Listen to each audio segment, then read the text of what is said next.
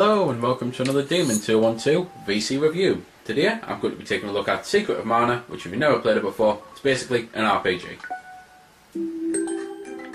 So anyway, as I was saying, it's an RPG, and you might have noticed I'm not at the start. That's because being an RPG, not only is there a ton of boring story at the start, the biggest feature about this game isn't available at the start.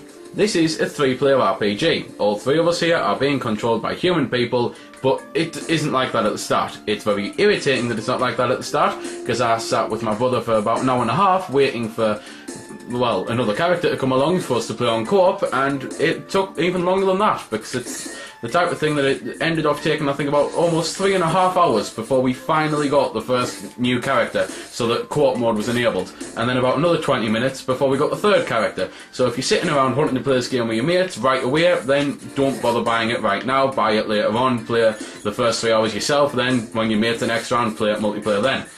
However, as you might have guessed, it doesn't have to be played multiplayer. The whole point is that it's just there because it's the type of thing that people like RPGs with other people, and to be fair, I think the multiplayer aspect of the game is fantastic.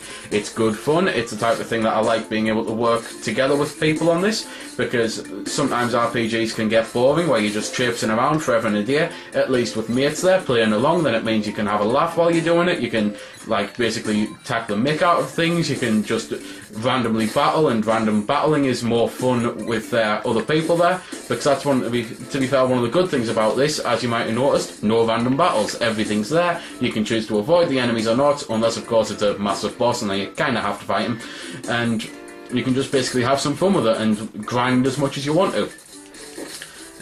Being an RPG, it's pretty much the worst type of game that I can actually review in my style, because I really have nothing left to say about it already. Gameplay wise, it literally does depend on how much you grind to whether how long the game lasts. It could last you something as small as 30 hours, it could last you something as massive as 150. It's just one of them things. Obviously, when you kill a certain number of enemies, you get, like, every time you kill enemies, you get EXP, then you get a level up. You can check your stats as well in that. You can get new weapons, you can upgrade the weapons. You've got a choice of all sorts of different weapons, and it's really cool. Some like the bow and arrow, which, to be fair, I might as well equip and show you, at least when I can do. And basically, the bow and arrow is an actual projectile weapon. It does work like a projectile. You don't have an ammo limit or anything like that, so that's really cool. Obviously, you can get swords, spears, whips, and that. The whips come in very handy because you can actually do Indiana Jones stuff. You can whip from side to side of a platform. The axe cuts, like, breaks certain rock type things. The sword cuts down bushes. So each weapon is basically for a different use. You can also then, from this menu, basically choose items and that. So if you need to heal mid-battle, you can do that. You can send it to one of your people, even if you're not controlling them. You can view your stats, you can change the colour of your windows and that for your armour and stuff. You can actually put it on action grid. You can put it on when you are not being controlled by a human, when this character is being controlled by an enemy, sorry, not an enemy, a computer. Then you can choose whether or not you want them to be offensive or approach the enemies, or obviously top corner is the approach and the offensive, or you tell them to steer the hell away and defend and that. You can choose what level of attack to use as well, so they can only use a level 2, because basically if you keep the button held down, then a bar will start to charge up, as you can probably see in the bottom corner, and then that's an attack, like one of your power attacks. And again, as you level up, that levels up and you can get more powerful power attacks, and you can like choose whether or not you, as I say, want the computer to always do a level 2 attack, or always do a level 1 attack, or just do normal attacks and that. Because attacking on the game is basically done with a meter at the bottom again, because you've got the 100% and that and stuff like that, and if you attack as it hits 100%, it's not as powerful as if the 100% disappeared off the screen, which is odd. But depending on how much percent's on the screen, and that then depends on how powerful your attack is. Obviously, being an RPG, there's all sorts of dodgy magic spells and that, like, for example, the girl character there, Edward, we've called her for a reason, the fact that I like an anime where a girl called Edward. You can get things like you can be put to sleep, you can be put unconscious, you can be, like, poison and stuff, so you have to watch out for that, but you can get yourself healed up and stuff, and with sleep and unconscious, you pretty much just have to wear it off, which is annoying, because it means that the enemy can pretty much kick 7 shades of crap out you. Also annoying is the fact that every now and then you'll kill enemies and treasure chests will come out. And when you pick up a treasure chest, if there's an enemy nearby, then the treasure chest basically freezes your actions because you have to beat the crap out of it to open it, but the enemy can basically set up right behind you and then hit you as soon as it gets done. And if the treasure chest is actually a trap one, which contains a bomb or something, then it's a double screwing over. The AI on the game, might as well mention it, seeing as not all the time you're going to be playing the game with 3 people, to be fair.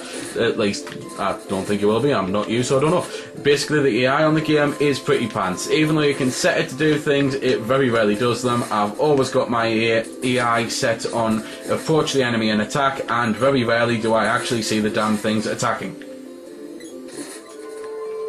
Well, pretty much running out of stuff to say, so might as well quickly mention this. The GameCube pad can be worked on this, and the controls do actually remap themselves, which is good, because I don't think I've ever seen a VC game do that, and it's the type of thing that VC games need to do it, so I'm quite happy with that. Graphically, the game is pretty good for a SNES game. Musically, it sounds pretty good. I will shut up at the end of the vid, just to let you listen to it.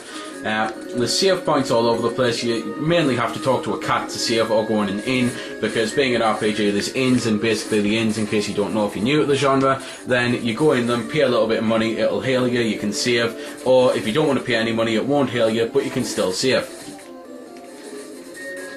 But the final thing I've got left to say is basically the story of the game. The gist is that the world is like coming apart because the magic's not there anymore. So your quest is you have to find all the magic items, all the magic weapons and that, and you've got to defeat bosses in order to get the orbs back for that item. It'll tell you which orb you've got, and then you've got to basically, well, level up the weapons and that in order to bring magic back to the world and stuff like that.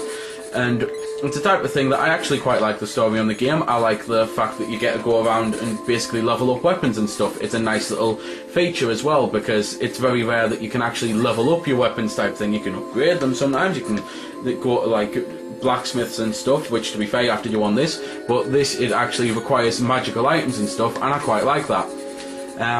There is, though, pretty much nothing else left to say other than that if you like RPGs, I personally think it is a pretty damn good RPG, especially if you've got 2 mates who like RPGs, or even 1 mate who likes an RPG game here or there, and you can play it, because you can play it with a multiplayer obviously, and it's the type of thing that it's well worth the cash that you're paying for it on the VC.